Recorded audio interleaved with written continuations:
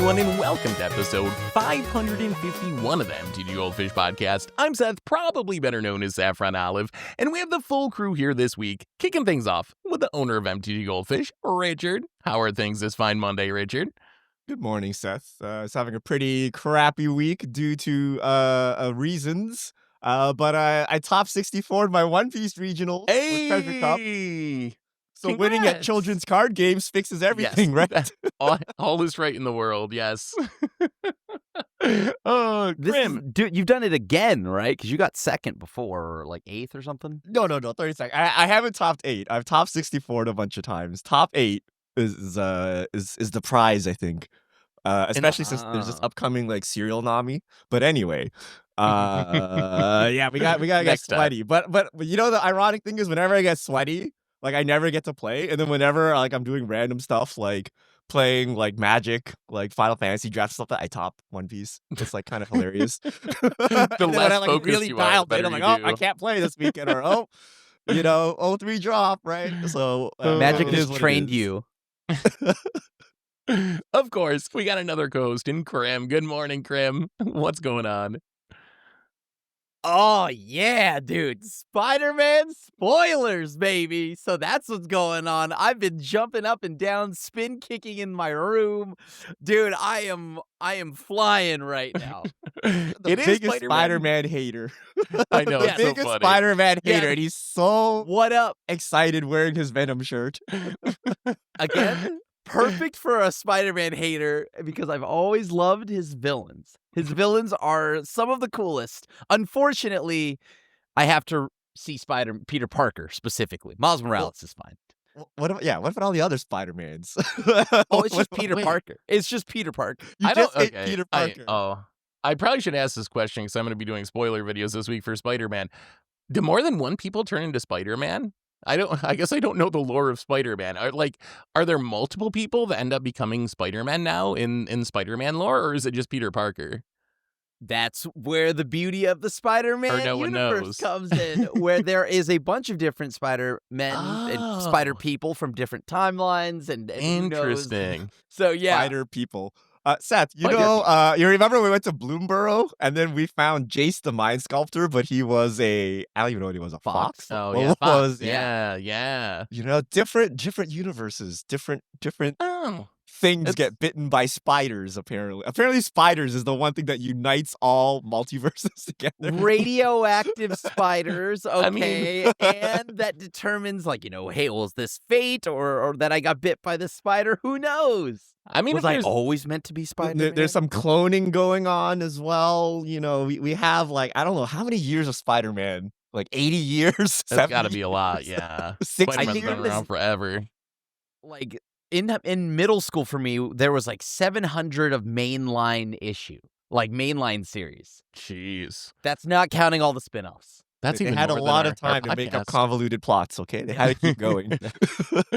Anyway, Spider-Man is one of our big topics today. We really have two big topics. So one is Spider-Man spoilers, which we're going to get to in the second half of the podcast today. We're going to kick things off, though, today, talking a bit about Spotlight Series Planetary Rotation in Orlando and what is going on in the standard format at the moment, because we kind of been waiting for this event. This is the big open event, like a Grand Prix, where we could really see what Paper Standard is about, and now we have the results. But before we get into all that, we got a sponsor today in Card Conduit. And Card Conduit's the easiest way to sell your Magic cards. If you ever get tired of the hassles of buy listing, you can skip them with Card Conduit. You can use your curated service where you send in as many cards as you want with a buy list value of $1 or more and pay just a 5% service fee. And if you want to do a bit of work, you can use their sorted service where you list and sort your cards in advance and pay just a 2% fee. Either way, you're going to get a detailed report with the results in a fast payment once your order is processed. And you can even get another 10% off by heading over to cardconduit.com/MTGGoldfish. Card Conduit, it's the easiest way to sell your Magic cards. So thank you to Card Conduit for supporting the show. And let's talk some Magic, and let's start with this Spotlight Series event. So to set the stage for this event, we had rotation about a month ago now, almost exactly a month ago now, and almost immediately after rotation, we saw the Is It Cauldron deck with Vivi, Agatha Soul Cauldron, kind of rise to the top of the format, and it's put up some really killer results on Magic Online in smaller tournaments like Nerd Trade Games events and so forth. But I have been waiting for this Spotlight Series event because this is like an old GP where just anyone can go, anyone can play, and I figured this would be the event that would really tell us what Standard was about. So I was kind of withholding my judgment on the format until we got to this event. Richard, what happened at Spotlight Series Planetary Rotation in Orlando? Vivi. So I guess there's two interesting storylines out of this. So Vivi was only 30% of the field day one, so it looked like almost reasonable, right? Like in some of our balanced standards, that's what it would look like. But by day two, I think it was like 50%, Yeah, and then 54. by the time you made it to top cut, it was 75%. And it was just all VVs and like some mono red players. And then the mono red players, of course, faced each other in the bracket. So that's story one, right? So VV almost reasonable on day one, but as the tournament progressed, it's clear that everyone else was just coping, right? Like Yeah. you should have brought VV. They didn't solve anything really except mono red players. Mono red players conversions actually went up for day two. And then the other part was attendance. So this is supposed to be a Grand Prix style event. We had like 700 people. The last one we had was double, 1,500. Yeah, almost 1,500. Yeah. And I think part of the problem this is price. So Vivi is an extremely expensive deck. You're talking about like $800+. So many people just can't afford it or don't want to afford it. And then the other thing is the looming bans, right? When you have looming bans, people do not play the format, right? Because what is the point? It's all going to change, right? And then if you want to play the format, you need to fork over $800, right? Now, you would think that this doesn't matter because given this is like a very sweaty event, but apparently it matters, right? Like usually the tournament grinders ignore all this noise about bannings and price and all of that, but attendance is way down. Attendance is way down. Yeah.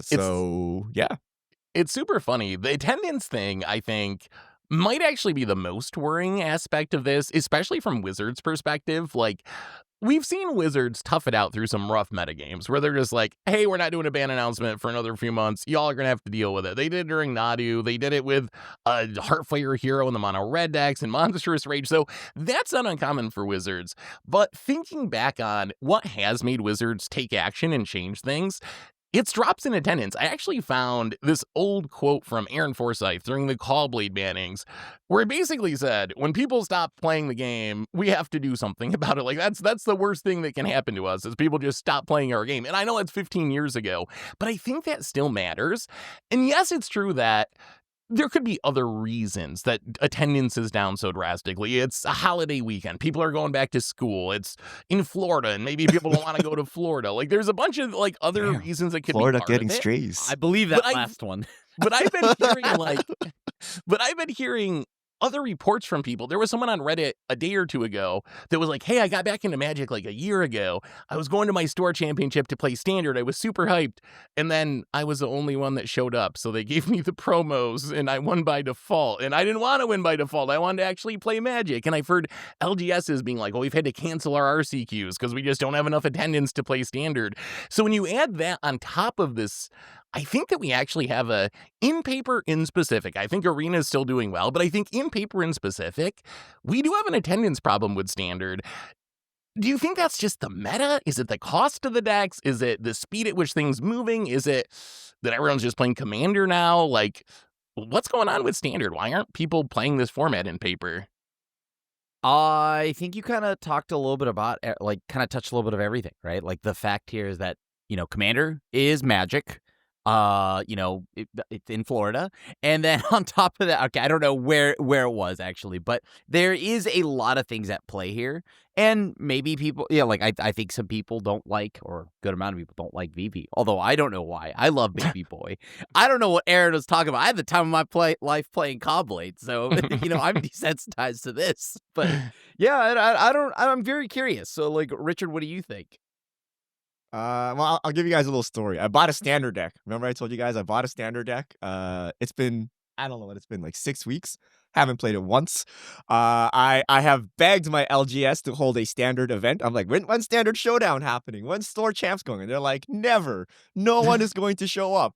Right? It'll be you and this other person there. You guys can go play right now. Right? Go have your And, own like, standard champ. Finals immediately? like that's I'm like, really? Like, really? Right? I'm like, okay, we gotta wait for Spider-Man, and when the promos come out, people will come. But like nobody plays. And I like a schmuck bring my standard deck every week when I go play One Piece, because Magic happens after. There might be standard players. Like, I've never been able to use it whatsoever. Worst $200 investment of my life. But I it's just like bad. Like, I don't know why you would play it, right? Like, you have to be a tournament grinder to play it, and even tournament grinders are fed up with this. Like, as a normal person, how do you feel bringing your like non tier 1 deck and getting slammed by VV? How do you feel about bringing your tier 1 deck that's not VV, which doesn't exist, by the way? There's only one tier 1 deck, it's VV, right? And getting slammed anyway, right? Like, you bring to your mid-range, you're like, this super expensive deck that's supposed to be like competitive is getting slammed, right? And you could invest the time to figure out and try to beat it, but then you see the results, you're like, is it even worth it, right? And then should I even bother picking up VV to play in my like 8-person standard FNM?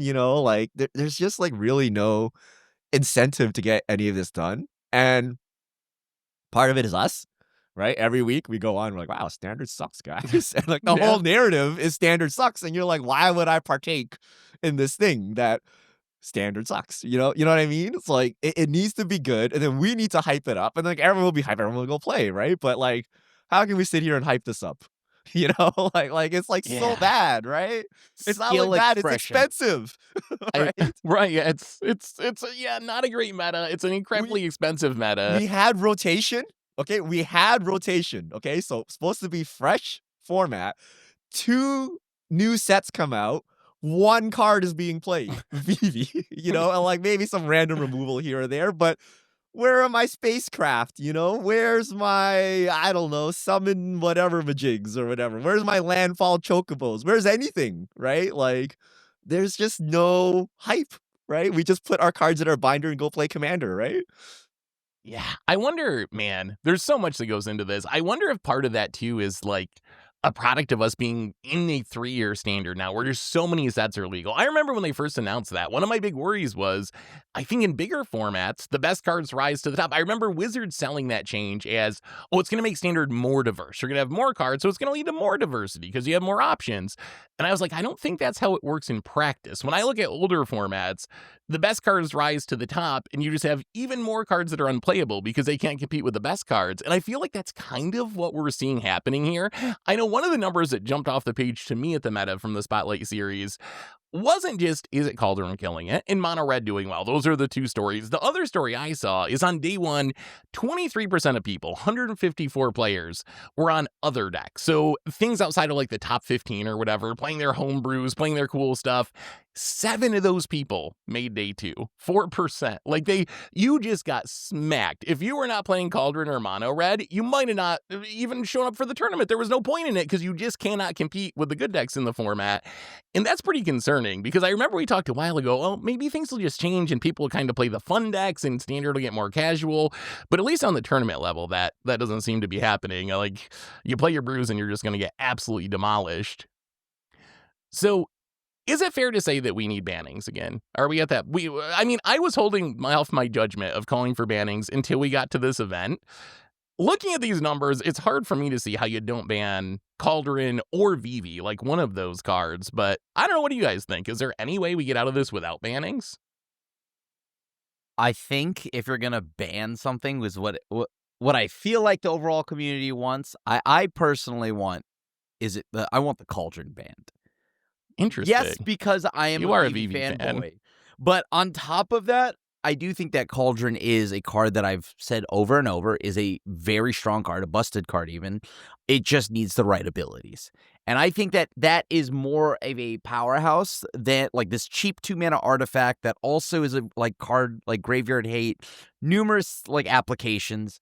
I think that card is the more powerful card. and what makes the deck tick, right? Vivi, if as alone, just a threat, a 3-drop, you play it, you can answer it and be done with it. Interesting. I'm kind of... It's I'm kind strong, of on by the way. I'm not opposite saying Vivi side. sucks. I feel like, so I think the other side of that conversation would be, well, Cauldron was in Standard for 2 years before Vivi came along, and yeah, it was like part of a second-tier root stack or whatever, but it wasn't doing anything, super degenerate.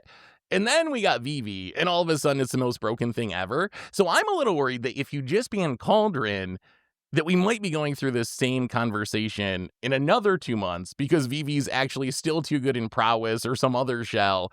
I'm just very scared of that card. I think the safest path would be to just ban both of them. I agree, though, that I think it's more likely that Wizards ban Soul Cauldron, in part because it's the older card, and in part because it's the in-universe card, and that just probably makes it easier because you're not, like, potentially angering your partners who are going to be like, why would I give you my IP if you're just going to ban my most iconic characters 2 months after they see print? Like, why would I partner with you? So I think that Cauldron would be the more likely banning, but what do you think, Richard? Are we going to get a ban, and what would you ban? I think it's so cooked you do nothing. I think Just let it go. like, okay, trust has been broken. It doesn't matter if they ban anything because what's going to happen is we're just going to play Dimir mid-range and it'll be the same old boring crap, right? Like what really needed to happen was that Edge of Eternities brought a new archetype featuring whatever mechanic they wanted to feature. Could have been warp, could have been stationing or whatever, right? Into the meta as a tier 1 contender. Final Fantasy need to do that. Every new standard set should bring a deck into the forefront featuring its mechanics, not like a single card. Like, if you look at it, like, yes, Vivi is a Final Fantasy card, it's running the tables, but it's like a singular card, right? And it's not the summon mechanic, it's not the landfall mechanic, it's not any of those. So I think we need more systematic changes than just banning whatever and then letting like Dimir midrange go to the top. You ban that, then Overlords goes to the top, whatever, right? It's like the same whatever deck we've seen forever. So just leave it as is. It's already cooked, I guess. Like just ignore it. And then try to fix something like 1 to 2 years out, right? When Spider-Man 3 comes out, there should be a deck from Spider-Man that's a meta contender, right? When Lorwyn comes out, there should be a Lorwyn deck, right? And I don't mean the Crim special of like one removal card from Lorwyn hits my 75, right? I mean like actually featuring the mechanic and flavors of that set, right? So that I remember that set even exists, right? Like you can't tell me what like the Outlaws of Thunder Junction mechanic is because you've seen like just a handful of cards. Actually, we can because that handful of cards was broken Slick Show Off or whatever, right? But like also Marauding Mako from Ether Drift. It's always like singular cards from a set make an impact or none. You know what I mean? And it's not like a core set of like, here's the mechanic. The closest thing we had was Bloomburrow, ironically, right? With mice. You're like, here's a mouse package. You play 3 mice, right? And then like that's your mouse package. We need that for like literally every set, and that requires some kind of systematic change, not just banning something because we banned Vivi, we banned Cauldron. Guarantee you it's Dimir midrange versus Overlords versus Mono Red. And like, okay, now it's balanced, but is anyone excited to play this? You know what I mean? Like it's the same decks we've seen forever, right? So it's like, yeah. I definitely agree that we need systemic changes. I think, like, I go back to the amount of sets and years of cards in Standard, the slower rotation, canceling, or like all that stuff to me, I think I point the figure towards a lot of that stuff for making things worse. I think there's just too many cards and too many powerful cards, and it's just going to keep too much out of the meta. And I think it's going to make it hard to have new sets make an impact, which I think we're seeing in practice right now as new sets come and go. And yeah, they're getting Commander. Yeah, maybe you get a Vivi, maybe you get some removal spells, but they're not making like a huge shakeup or even much of a real impact on Standard. So I hope Wizards takes a hard look at the structural stuff. And my argument would be, if you're serious about revitalizing paper Standard, I think you're just going about it backwards. You're doing like the wrong things. Like whatever plan you had 2 years ago with the revitalizing Standard by like slowing everything down, never banning anything. We're seeing the fruits of this now, and it's people aren't showing up to your tournaments. The meta's constantly broken. Like it's not working. So why not try something different? Because the path that we're going down right now is definitely not becoming productive in Standard. But to take a more positive glimpse on this before we go to Spider-Man, is there any chance, Krim, that Mono Red Aggro is actually the solution to this problem. Because if you look at this tournament, obviously, by every metric other than who won the tournament, Izzet Cauldron crushed it. Like, how many decks made it to the top 8, the top 32, into day 2. But Mono Red Aggro won the tournament. It played against a lot of Izzet Cauldron decks along the way. Brennan Roy, who actually won it, played against Izzet Cauldron, I don't know, 9 times, 10 times, just doing a quick count of the rounds that they played through. I think it was 11-2 at the end of the day. What a miserable bracket. Ended up winning the entire thing. So, do you think this mono red deck, Krim, does this actually beat Izzet Cauldron, or is it just feasting on the way that Cauldron decks happen to be built this weekend? I mean, I think that mono red is very good into Izzet Cauldron. The problem is all the other decks, right? Yeah. I don't know where it like the I will say that the one thing that has made it really strong, because I made a video a couple weeks back, and it was that mono red had to go a little bit bigger.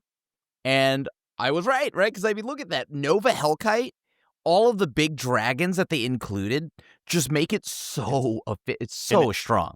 And it's playing 4 of the Krim Special Razorkin Needlehead to shut down dude. the Cauldron decks from trying to pop off and draw all the cards with Winter Moon stories and all that stuff. Yeah. I love seeing that. And I think it is naturally just going to like feast on the first off, the meta has just overall not respected red. I won't lie to you. Yeah. I told you I did a store champs. Well, let me tell you, I had like almost 0 mono red hate in my sideboard. So nobody is out there respecting red, and that's when red does the best. Right? So now mono red is a known quantity. I'm curious to see how it goes moving forward, but I do think that going bigger was the right play. The Razorkin Needlehead, I didn't play a full 4 of like a couple of weeks back when I made my video, but I did play like 2 or 3 just because I love the card.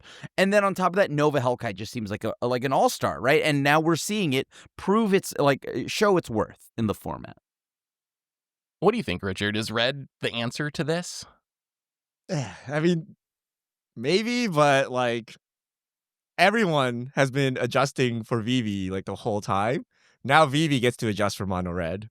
And when the core of your deck is so powerful and has winning matchups by default, you have a lot of flex options to really get in there and like tighten the screws on mono red. So I don't expect mono red to actually be an answer, but like maybe Vivi has respected enough such that the other matchups get bad enough that, you know, there's some kind of meta, but like I don't think so, but we'll see, right? Like we'll see.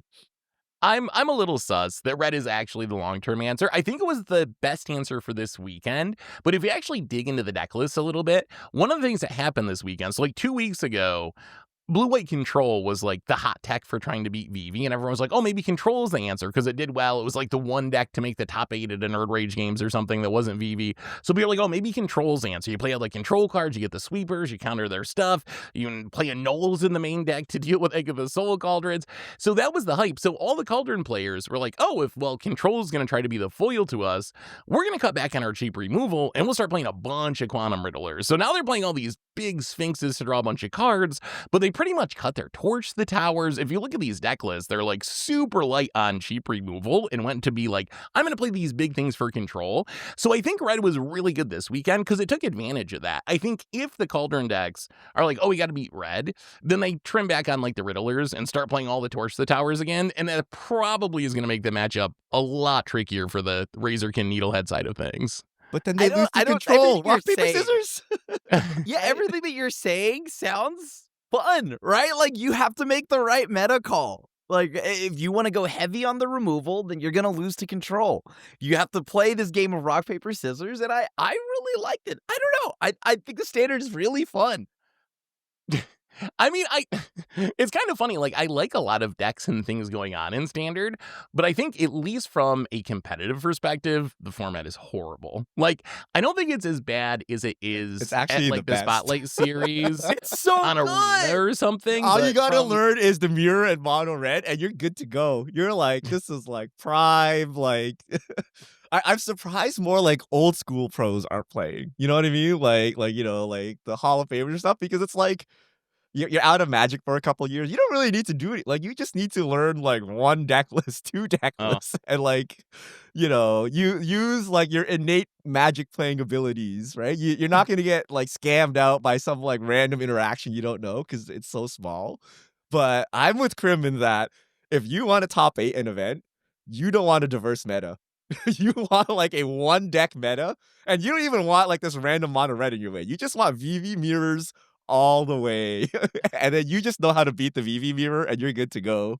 So I think it's actually better for pros, but like the actual sweaty Azure ones. Beast Binder I is think- still my best friend. I think pros still want to have fun though. Like, you still got to enjoy it to some extent if you're going to Is spend your this not fun? weekend. This is I don't the know. most fun Is you can playing have. Cauldron mirrors all weekend fun? I guess for some people Oh my it God, probably Seth. is. For a weekend, where I get to just play and flex my brain power, that's all I could ask for, right? Like, that is outplaying your opponent. Oh, there's so much fun in that. And then I don't know. I think it's just very apparent that what I consider fun is very different. It's mean- like chess. All the pieces do the same thing, Seth. And the only thing that's different is if you're on the play or on the draw, right? And all the pieces do the same thing, right? The exact 75 on both sides.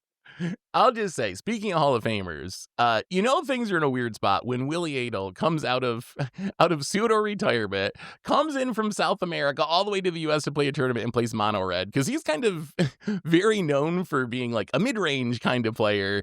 He made 9th though with it, so apparently the red deck is good in Willie's hands at least. So we did see a little bit of the Hall of Famers there, but I don't know. I'm curious what y'all think who are watching this. Like, do we do anything with standard? Do we get bannings? Last question, then we got to move on to Spider-Man. So the next BNR scheduled is November 24th rather, November 24th. So almost 3 months from now. What are the odds? Give me an actual percentage that something changes before that. Like, how committed do you think Wizards is to riding this out until at least November? Or like Richard said, maybe they don't ban anything at all and they try to fix things in another way. Is there any percent chance that like dropping attendance and the meta and all that stuff together forces Wizards' hand to do something earlier? Or do you think it's November or later at the earliest? What is it? It's the beginning of September now. So It's we're talking about it's- 2 months. We're talking about the next 11 big weeks, event? basically. What's Wait, the 11 next weeks? big- It's end? It's 24th of November, yeah. So like Ew. Thanksgiving time. So it's like, yeah. Wait, that's the next big event or that's the next window? That's the next ban list update. There are no Okay, ban or list ban updates window. until November 24th, yeah. I don't know if there's any big events that are scheduled. I think there's a Spotlight Series, but it's modern. I don't think there's another like Spotlight Series standard event before then. Although there might be a Pro Tour Spider-Man, maybe, or something. I think next week we'll be talking about Isn't the Atlanta? ban. You think so? If they are going to ban something, it has to be before Atlanta, right? When is and Atlanta? that Atlanta is the end of now this month. The end of September would be the Pro Tour, right? Yeah. Oh, Yeah, but then so- they're gonna be no, because that's happening. Like, we out of respect for the players, we don't want to change the metagame in the middle of their prep. So now it's got to be after Atlanta, and then it's so close now. Should we even bother? But like, attendance is just gonna bleed. No one is gonna do anything. It's just Yeah. a waiting game, right? So they might as well just do it now. Who's gonna be mad at them? Really? They already look dumb. Like, what could go wrong by doing this? But the Pro Yeah. Tour thing, I think, could be because they always use this excuse, right? Like, you don't want the meta changing like 2 weeks before Pro Tour, but why not? I like think how that important is this means- Pro Tour compared to the entire player base? Yeah. And I think it means you have to do it. If you're going to do it, you should do it soon, right? Because there is a Pro Tour coming up, but it's only September 1st. The Pro Tour is until the last weekend of September. If you announce something this week or like by next Monday, there would still be enough time to prepare. Personally, I think they're going to ride it out to November. I don't think they should ride it out to November. That's not what I would do, but I think that's what they will do. For some reason, they have... I mentioned this. I made a video today on the main YouTube about all of this stuff, so check that out. But they have this almost like reserve list level of devotion to avoiding standard bannings. I've never seen WotC. They're so known for just like changing course and jumping here for there, but I will give them credit, even though I don't really like it.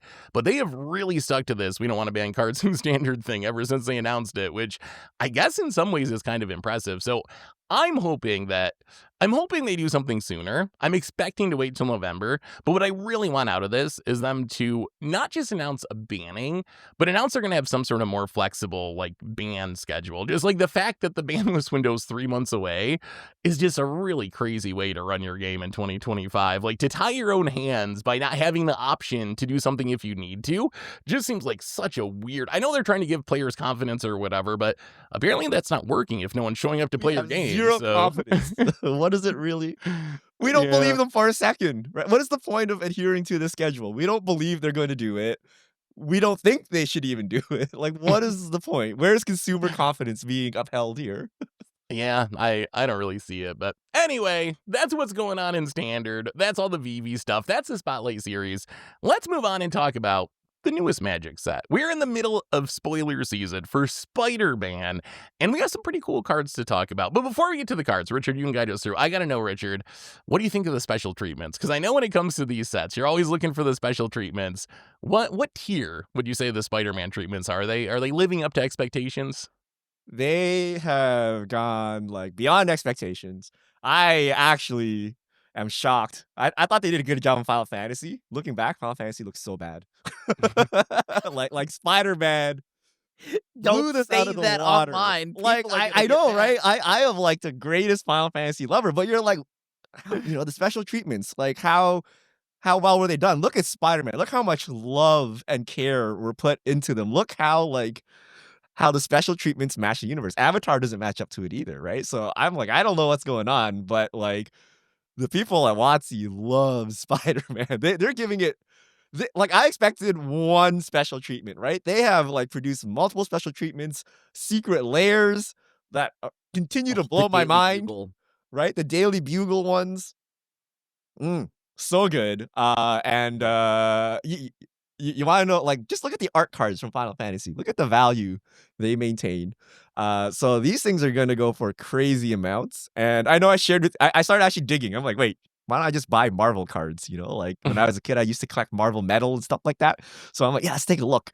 And then I shared with you guys. It's like, yeah, they're like $600 a box, $800 a box. Like, Really? just literally. I didn't know these were still worth anything. Wow. They're just like cards, right? They're just like, old school nothing- trading cards. And if that's the Yeah. value they're holding, imagine if they're like playable in Magic, right? So these alt arts are gonna go nuts. But I don't know. Don't listen to me. According to Reddit, like Spider-Man sucks, no one will buy it. But I personally hope they're cheap so I can pick them up. But looking just at like the trading card, not the trading card, the collectible card market, like people just buy random Marvel cards and they're super expensive. And like, that's it. All they have is just like the name and some stats or whatever on them, right? And but like the art is these really treatments good. rival Like, those, right? Like, yeah. I was blown away because I don't know Spider-Man, don't care about Spider-Man, and even I think like the Arachnogenesis and some of those like Marvel bonus sheet cards, they just look so cool. Like they just look so cool, and I don't even care about Path to Spider-Man. Exile. Oh my god! Yeah, Okay. There's something that's really nice about this, and like Richard had mentioned, the Final Fantasy set I liked, but the bonus sheet cards, some of the cards felt really random and didn't make any sense. Like why was this Magic card, right? It seems like the bonus sheet for this set makes more sense. Like Arachnogenesis being, like, example, the Todd McFarlane cover, and Path to Exile being the Kingpin issue, right? So the reason, and what becomes of Peter Parker during that, right? So obviously, I think this is just more flavorfully sound when it comes to the bonus sheet as well. And also, yes, it looks phenomenal. Like, oh my god. Now that they removed them mostly from play boosters, they made them good.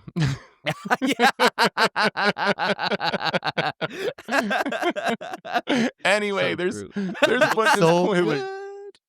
They do look so good, and I don't even care about Spider-Man. But we got some spoiler cards. Richard, why don't you guide us through a few of these spoiler cards? Is there anything in this set that's going to actually shake up Standard? I'm curious.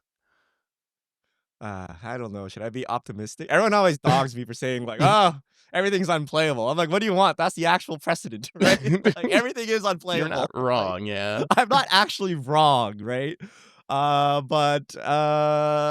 Okay. let's start. Okay, let's start it easy with the commander card. Okay, commander's less controversial. Okay, rent is due. How do we feel about rent is due? A single white, so 1 mana enchantment. At the beginning of your end step, you may tap 2 untapped creatures and or treasures you control. If you do, draw a card. Otherwise, sacrifice this enchantment. I have it on record that Tomer says this is the most broken Phyrexian arena. Is this good? Is this a good card in Commander? Or I don't know. Is this standard playable in any way? I actually think this could even be good outside of Commander. So I think it's got to be in a specific deck, right? You need creatures you don't mind tapping, or even better, a bunch of treasures on the battlefield.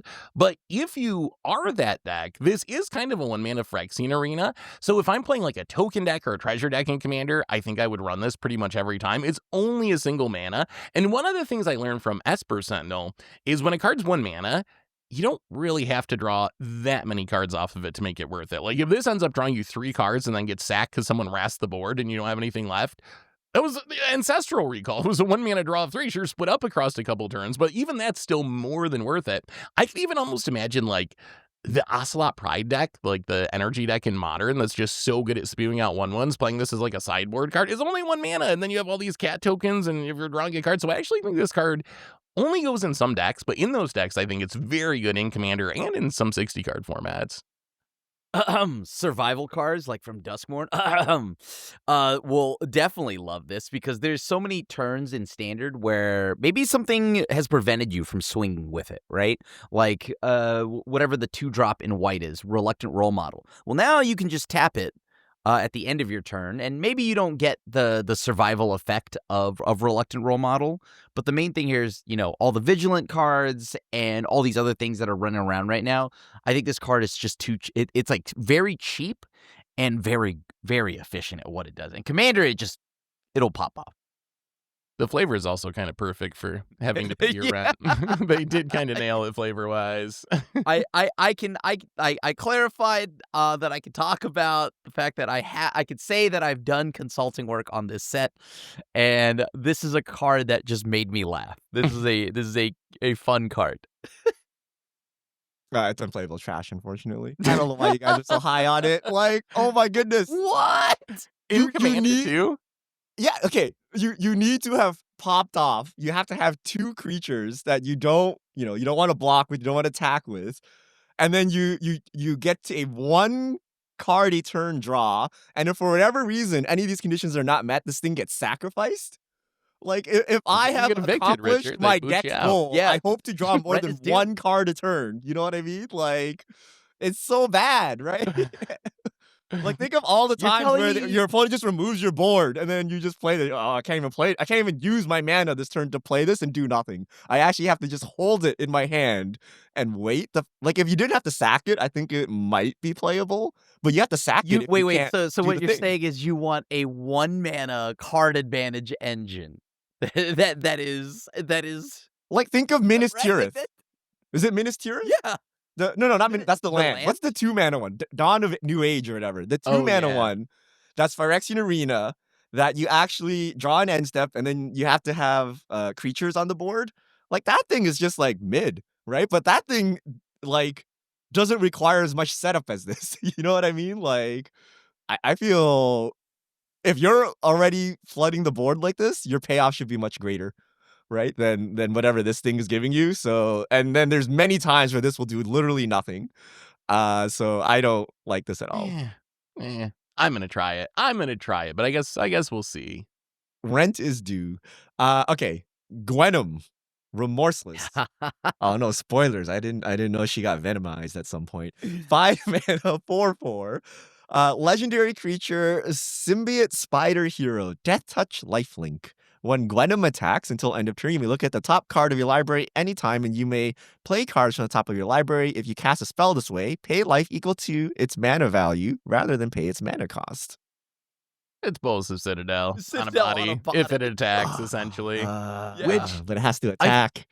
It does have to attack, which makes me very skeptical of this card in Standard, although maybe the lifelink and Death Touch matter. Like, that is nice. I am a little sus of it in Standard. I think in Commander, this card's kind of busted, though. Like, Bolas' Citadel, already a game changer. This is a Bolas' Citadel playing the command zone, throw a Lightning Greaves on it, a Boots on it or something, so it has haste and attack right away.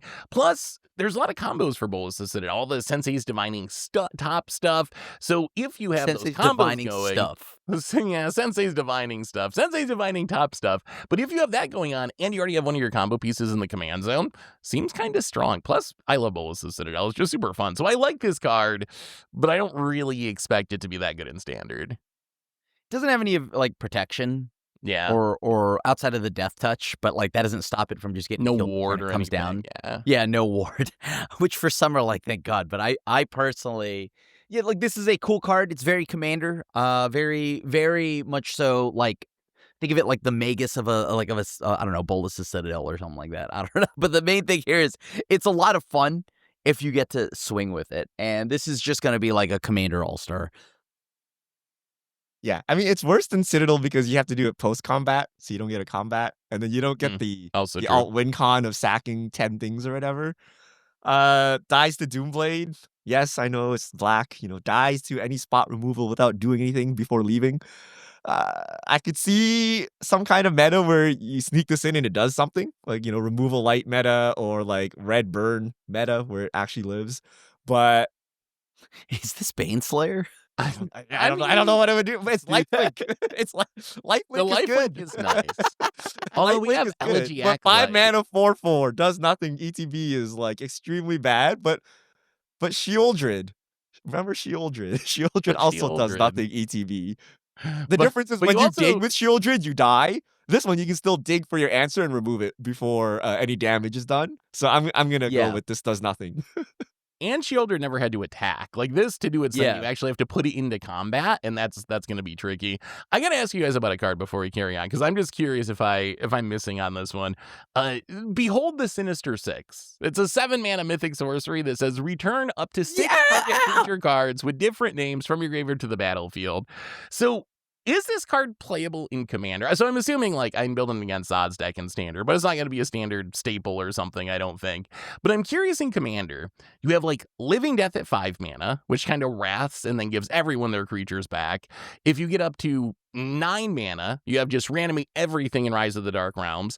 At 7 mana, you got Breach the Multiverse, which you mill everyone and reanimate from each player's graveyard. Where does this card fit in the context of like Commander? Is this card even worth playing in a Reanimator deck in Commander? How does it compare to those other cards? I mean, so Breach the Multiverse, you get 4 bodies. It's random, right? Because it's whatever is in people's yards. This you can control a lot more if you're like a self-mill, and if you're planning on reanimating, getting back 6 creatures of your choice is pretty sweet. And it's the Sinister Six. It's got Mysterio in it. And look at that. Look at Doc Ock in the background. It's even got Kraven. That's so sick. Wait, I only see 5, though. I see Sandman, Mysterio, Kraven, Electro. Oh, I think Doc way Ock. in the back, there's Electro's like a little in the back. one way in the back. You have Doc Ock. 1, 2, you have Kraven. 3, 4, 5. You have Mysterio. You have Sandman. And then you also have like either the Vulture. You have the Vulture. Oh, I don't see Vulture. Where's Vulture? Oh, there. Oh, I see. Yeah. I see Vulture He's now. like- Okay. But you guys smoking. This card sucks. Like, okay, if you're a Reanimator deck, you don't need 6 cards. Okay, you don't need 6 cards if you're a Reanimator deck. Okay, you need like 1 or 2 and you win the game, right? And so if you want to mass reanimate, and you're just having random things, like Breach the Multiverse, I think is like a million times better. Now, having said that, you put this in your deck, it'll probably still do the thing. It'll probably still win. You know what I mean? Like it's good enough, right? But if you're trying to be optimal sweaty, I think the other options, I think like especially like Living Death, are much better, because the difference is you're not just getting random thing, like you're not getting like 6 Spirited Companions back. You don't care about that, right? You're actually just getting your bomb back. You only need 1 of them, right? You're gonna win the game. So actually, the best card is Reanimate 1 mana, right? Yeah. But if you wanted like something like this, I would actually go with Breach the Multiverse, Living Death, Rise of the Dark Realms. But if you put this in your deck, you'll still win, and it's still crazy. So if you like the flavor and you like the art, like go for it. That's That's basically exactly where I landed. Like, I don't think it's the best version of this effect, but it's probably still good enough. So if you want to play it, go for it. But I would probably breach the multiverse too if I had to choose like only one for my deck. Plus, in Commander, if you're playing like a casual reanimator deck, you probably just play both of them if you want to. Like, there's no reason you can't. Yeah, you just want redundancy anyways. And like you could also just yell behold before you do anything. Behold, the multiverse. Okay. You know what a fun game would be? Like, what is the Magic Arena name of all these cards? Oh yeah, we don't know. Behold, Yeah. the Savage Six. What do you look Also- out? The Savage Six. Also, Mr. Consultant there, could this card not have cost 6 mana just to make it line up with the name? Behold the Sinister 6 costs 7 mana. Would it be too OP, do you think? Maybe Reanimate 6 for 6 mana would just be too strong. But that was the first thing I thought is, man, it would have such nice symmetry if it was 6 mana. I mean, yeah, like that'd be very strong. Right? But that Like, would probably 6 be, mana, yeah. like, That might be a There's little no much. I too would like very, very busted cards. All right. Well, let's continue on with our Sinister Six. We have Electro Assaulting Battery. 1 red, legendary creature, human villain, 2/3, flying. You don't lose unspent red mana as steps and phases end.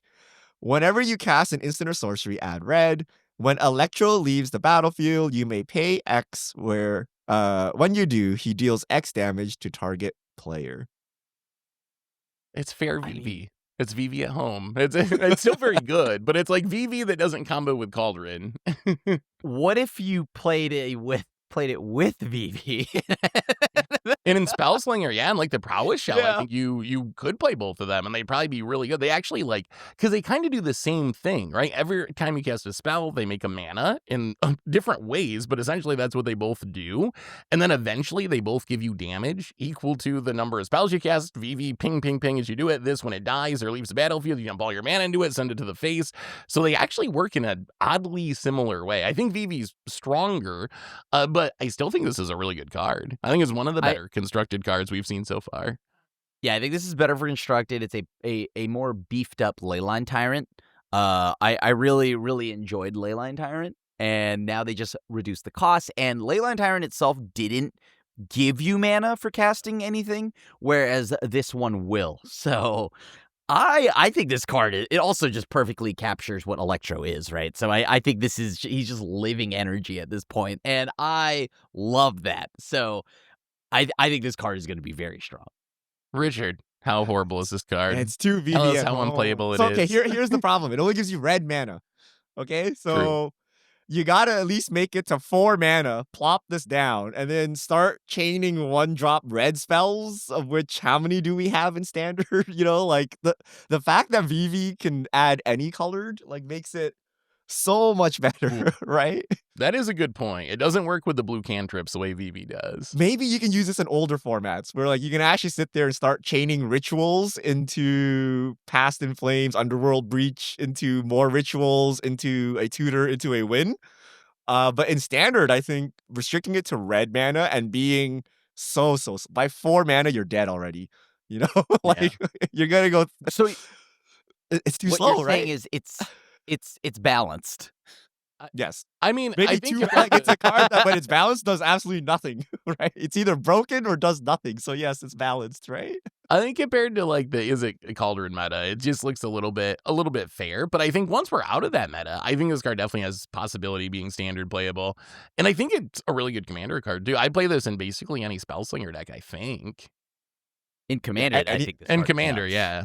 Anything this card is with nuts. Past in Flames and Underworld Breach. Oh, Right? But then did you really oh, win with God. Electro or did you win with Underworld Breach, Seth? Like, did it really matter what Yeah, happened no, before the that's- breach hit? I guess that is true. Craven, the Hunter. Should I watch the movie, Krim? I have the movie Please, in my no. queue. Please don't watch that movie. Please don't watch that movie. That movie is so bad. All right. Another Sinister Six card. 1 black, green.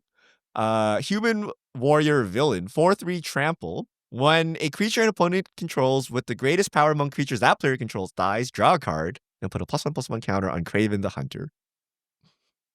I think Commander players are going to hate this card. Wait, what? This is a commander that all the commander says is like, please kill your opponent's biggest stuff as often as possible. Like, all Krim's horrible edicts that he loves are like, oh, everyone sack the creature with the greatest power. Like, it's the perfect commander. That's all you do is keep chaining those together and draw 3 cards and draw 3 cards and just like keep killing stuff. And then eventually, I don't know, win by beating down. At least it grows. So eventually it becomes a Voltron threat that can close out the game. But I think that's in commander. It's going to actually be kind of annoying to play against. I used to play Shovel for my Korea. Yep. It's kind of similar. I would hit the cup and I'm like, well, he looks like Craven, so this is pretty cool. And then now I have literally Craven, and he's gonna go hard at commander tables for sure. I can't wait to play this card in commander. Yeah, hooray. Because of those exact reasons, all those edicts, he's gonna pop off, man. It's gonna be crazy. And then, a fun fact in the comics right now, did you know that he's with the Predators, as in the Yatia, like the sci-fi movies. He's helping the Predator, like the Yatias kill the Marvel universe. He's great. What about standard? Is there any world where this could be okay, again, assuming that, that it's not the Cauldron meta or whatever, that we get to a more normal meta eventually, but, like, could you play this in, like, Golgari mid-range? Like, it doesn't seem that bad, right? It's, like, 3 mana. You'd want to kill your opponent's stuff anyway. You're Golgari, so you're going to have tons of, like, decent removal. Is there any way you just, like, play this and try to kill stuff and draw cards with it? Or do you think it's just too slow, too clunky, too fair? Glissa rotated, right? Glissa did rotate. Glissa's gone, yep. Okay. So if there is a Golgari deck, it is going to focus on killing stuff. But yeah. I'm a little bit worried where maybe power creep, you know what I mean, in like removal might be bad because everything exiles. That's true, yeah. If you exile it, it doesn't die. Exactly. So maybe not, actually. I'm trying to think here. Because, yeah, like, no, shoot the sheriff. There's still things that die. Yeah, okay, never mind. This is sweet in Golgari mid-range then, yeah. You still have Preacher. You still have Unstoppable Slasher. Yeah, Preacher's pretty good. Unstoppable Slasher is nice. You have Mosswood Dreadnought if you want to draw cards. I feel this is a 3-mana 4/3 look really dumb when it dies. I don't know. We have Golgari decks today, right? Their 3-drop slot is not lacking. So yeah, Preacher's really good. Don't like this, and it's not a good, like, a 2/4 Death Touch blocker. It's like so much better than this 4/3 thing that's gonna die immediately, right? Like, you can't really block on it until you start removing a couple things. Yeah. And it's hard to, like, play and cast removal in the same turn unless you got, like, gotta wait till, like, 5 5. Yeah. Yeah. Right. Probably more of an annoying commander card. Oh, speaking of which, Sandman is a 3-drop in greens. Let's see what Sandman does. Shifting Scoundrel. 1 green, star. Power and toughness are equal to the number of lands you control. Sandman can't be blocked by creatures with power 2 or less. 5 mana, return this card and target land from your graveyard to the battlefield tapped. Ooh. I do not know what to make of this card. That's so much better than Craven. So this card is sweet. This is the cheapest version of a creature with power and toughness equal to lands that we've ever seen. Before, it was a shy at 5 mana. So we've never seen a 3 mana or even a 4 mana creature with this ability, which makes me wonder if this card might be good. So Terravore lands in the graveyard, I believe. Oh, you're right.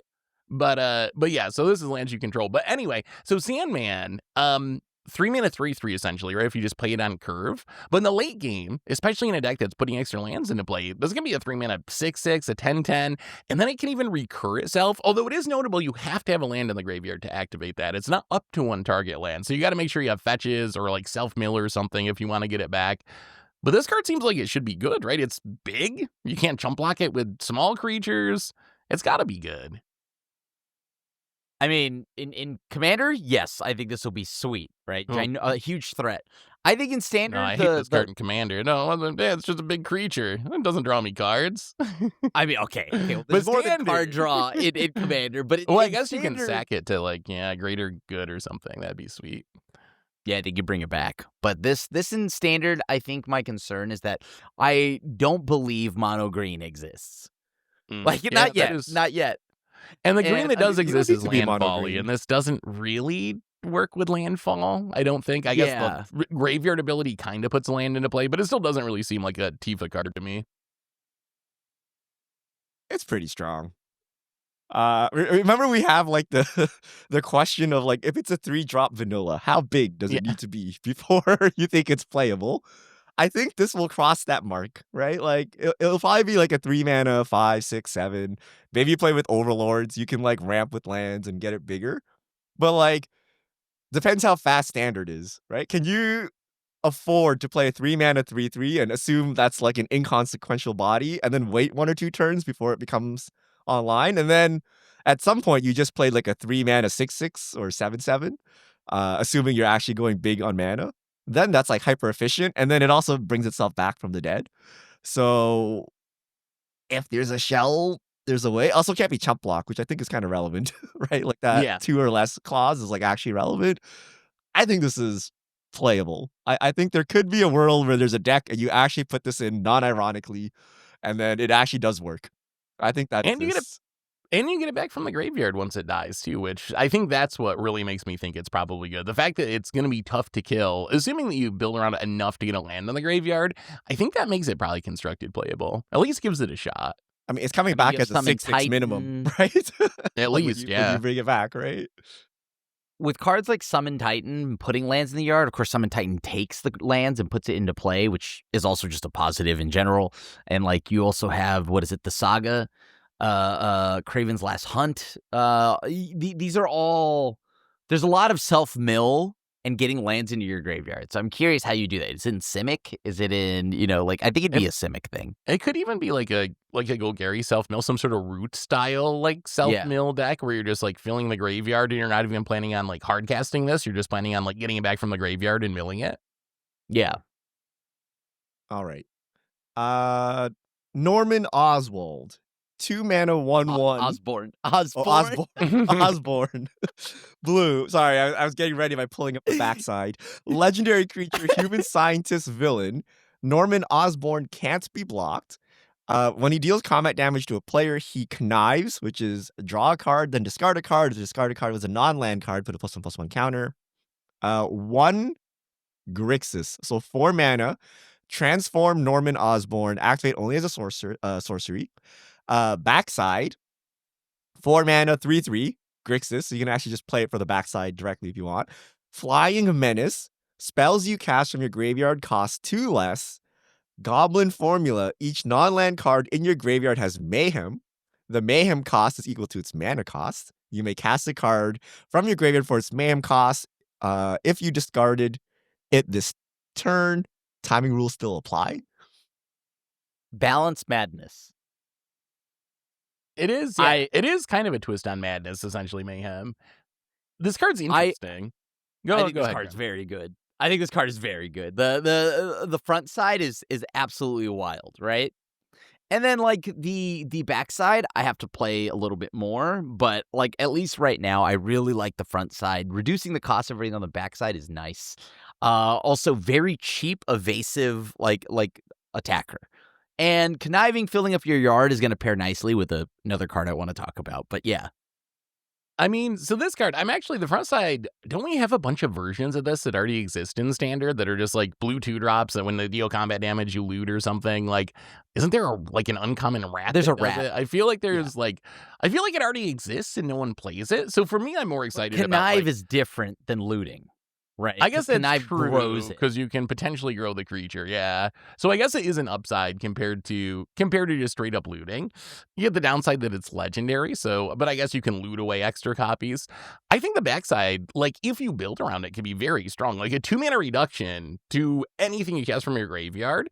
Not only does that apply to all the Mayhem stuff, which you're going to have a way to like discard your own cards to turn it on, but it also applies to like flashback, any other mechanic, aftermath, anything going from the graveyard. So I actually think the backside is a 3-mana 4/4 with flying. Actually seems kind of good to me. Potentially more even because, right? Because like, is it let me see here. Do you keep flips, the counters when you transform it? Yeah. You do, right? Yeah, yes. Transform. Yes, because this is not exile it, bring it back. This is just transform it. So yes. Which means that potentially the backside could be even stronger with Flying Menace and all the additional stuff. And what I like about all of this mayhem, connive enabling is that fills up the yard nicely. What are you going to behold the Sinister Six, Krem? Get all your creatures back? Is am that I where we're gonna heading with try to this? behold- Yes. And on top of that, I mean, it was officially previewed. If you want to talk about it, we could talk about it. I think Carnage, Crimson Chaos, that got previewed.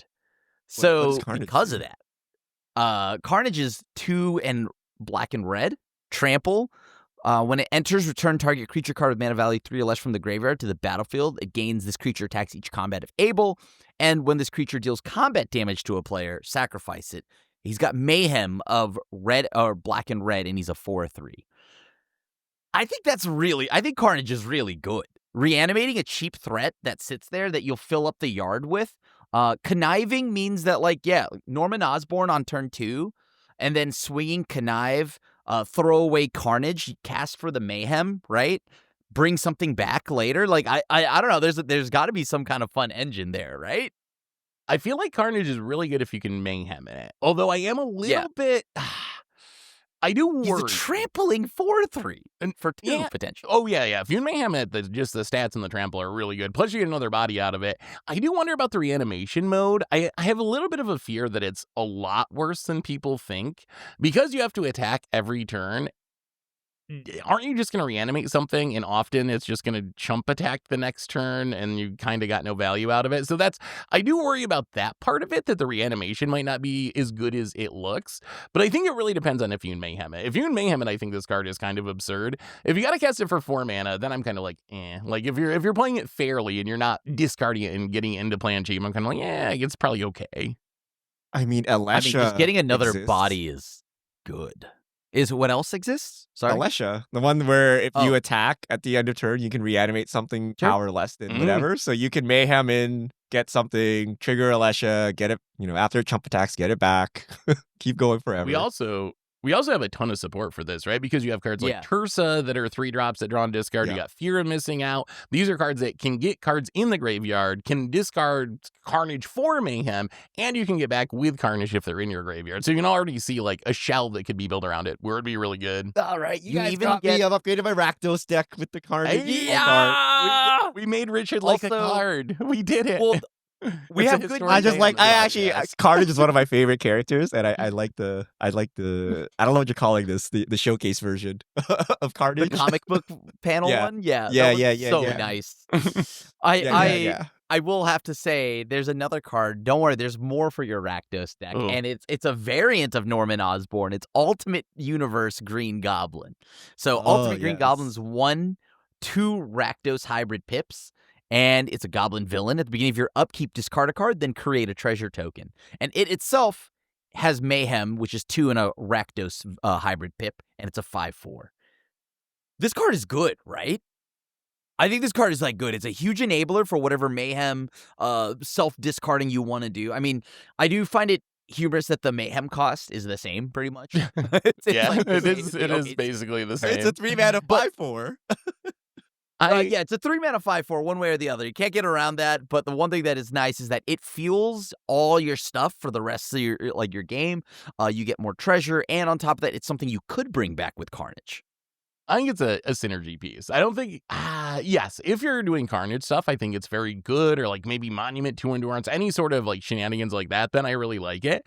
I don't know if it's quite like Rotting Regisar, where it's just so good I would play it in just an aggro deck without having synergies for discarding. Maybe. I guess if you're hellbent. Well, Rotting Regisar was a 7/6, right? For 3. Right. This is a 5/4. So I'm not sure the stat line's good enough that I want to just if I can't get value out of discarding the card and I'm just actually going down a card, then I'm not sure that a 5/4 is big enough for me to want to do that. But if I can get value out of discarding because I'm mayhemming or monumenting or whatever, then I think the card's really good. So in the Carnage deck, I think this card's probably really good. And I guess if you're out of cards, right? If you're empty-handed, you're a hellbent aggro deck, you still get to make a treasure, I think, right? It triggers on your upkeep. You have nothing to discard, but you still get the treasure token. So maybe in the aggro it could be fine too, where you just intentionally get empty-handed and make treasures and have a big body. Lily under the veil rotating. Why? Oh, Lily would be Why? so good with Mayhem. Yeah, how good would Mayhem be with Liliana of the Veil? I don't know what empty-handed payoffs we actually have. Like, I guess Fear of Missing Out draws a card when you're empty-handed. So, like, that's your payoff. We don't really you have a ton. Bob to fill your hand. But I don't know. 3 mana 5 Rakdos seems aggro. playable. But I think it has to Yeah. be this deck. I don't think it's like Regisaur where you just slot it into a random deck and you're happy with it. Right. 5/4 is slightly too small for that. And then you really want the Mayhem ability. So who knows what the meta will be, but maybe you can Carnage, Green Goblin, Mayhem deck. I really wanted a Carnage. It's the first deck, thing I'm though. building. Norman Osborn Grixis Are there Mayhem. playable Rakdos Venom deck cards? I don't know. I mean, anyway, I think that everything? I think we better stop it there for today. no. We've already run a little bit long for today's podcast. The good news is we got another whole week of spoiler season, and we'll have the full set next podcast. So if we missed anything today, we'll delve into it on next week's podcast. No fish mail this week, but Richard, if people want to send them in for the future, how do they go about doing that? All right, hit us up at MTGGoldfish with the hashtag MTG Twitter or MTG Fishmail, and we'll get to your questions on air. And that brings us to the end of episode 551 of the MTG Goldfish podcast. So Richard Krim, thanks for hanging out. Thanks to everyone for listening. Thanks to Card Conduit for supporting the show. And we'll be back next week to talk about more Spider-Man spoilers and whatever goes on in the world of Magic. So until then, have a spectacular week, everyone. And this is a crew signing out.